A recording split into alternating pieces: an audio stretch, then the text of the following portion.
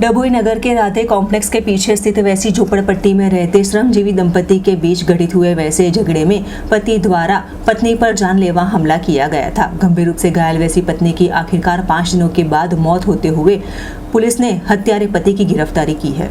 मिली जानकारी के आधार पर डभोई नगर में राधे कॉम्प्लेक्स के पीछे चांदोद रेलवे फाटक के रोड साइड पर आई हुई वैसी झोपड़पट्टी में रहता चीमन तड़वी और उसकी पत्नी मीनाबेन तड़वी के बीच 18 जनवरी की रात को यहां पर घरेलू झगड़े को लेकर भारी विवाद घटित हुआ था। ऐसे में आवेश में आकर चीमन तड़वी ने अपनी पत्नी पर जानलेवा हथियार से हमला किया था। खून में लथपथ वैसी पत्नी मीनाबेन को तत्काल रूप से डभोई के सरकारी हॉस्पिटल में और बाद वडोदरा एसएसजी हॉस्पिटल में भर्ती किया गया।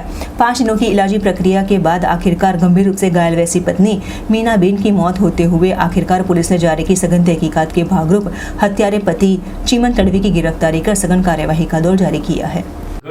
24/1/2024 रोज एसएसजी हॉस्पिટલમાંથી ડભોઈ પોલીસ સ્ટેશનમાં એક વર્દી આવેલી, જેમાં ડભોઈ પોલીસ વિસ્તારના રાધા કોમ્પ્લેક્સની બાજુમાં આવેલી ઝૂંપડપટ્ટીમાંથી એક મીનાબેન વાગડ નામના ભોગ બનનાર વ્યક્તિને મરણ જાહેર કરેલ, જે અનુસંધાને આગળની કાર્યવાહી કરવા સારુની વર્દી આવેલી, જે વર્દીને ધ્યાનમાં રાખી અત્રેના પોલીસ સ્ટેશનના હેડ કોન્સ્ટેબલ અને એમની ટીમને એસએસજી હોસ્પિટલમાં મોકલવામાં આવેલા।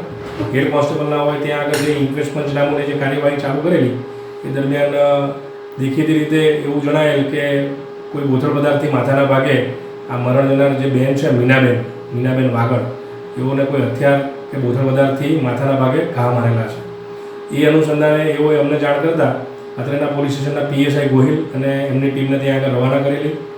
ઇન્ક્વેસ્ટ પંચનામાની કાર્યવાહી મામલતદારશ્રી સમક્ષ કરાવેલી અને ડૉક્ટરશ્રીનું અભિપ્રાય લેતા આ જે મરણ જનાર મીનાબેન હતા તેઓને કોઈ બોથડ પદાર્થ માથામાં મારવાથી જ મરણ ગયેલાનું જણાવે।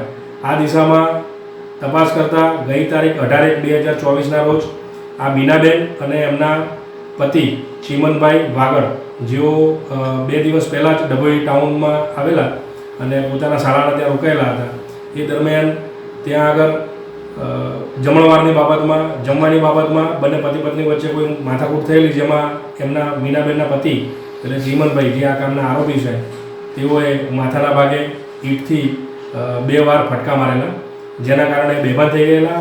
સૌપ્રથમ એમને સીએચસી ડભોઈમાં લાવેલા અને ત્યાંથી પછી એસએસજી હોસ્પિટલમાં વધુ સારવાર માટે લઈ ગયેલા, જ્યાં તેઓને મરણ જાહેર કરેલા। આ કામે મરણ જનાર મીનાબેનના ભાઈએ એસએસજી હોસ્પિટલ ખાતે જ ખૂનના ગુનાની ફરિયાદ આપેલી, જે અનુસંધાને આ કામના જે આરોપી છે ચીમનભાઈ એમના પતિ, એમને પકડવા માટે તજવીજ કરવામાં આવેલી અને 1.5-2 કલાકની મહેનત બાદ ડભોઈ ટાઉનમાંથી રખડતા ભટકતા આ આરોપીને પકડી પાડવામાં આવેલ। હાલ એ જેલમાં છે।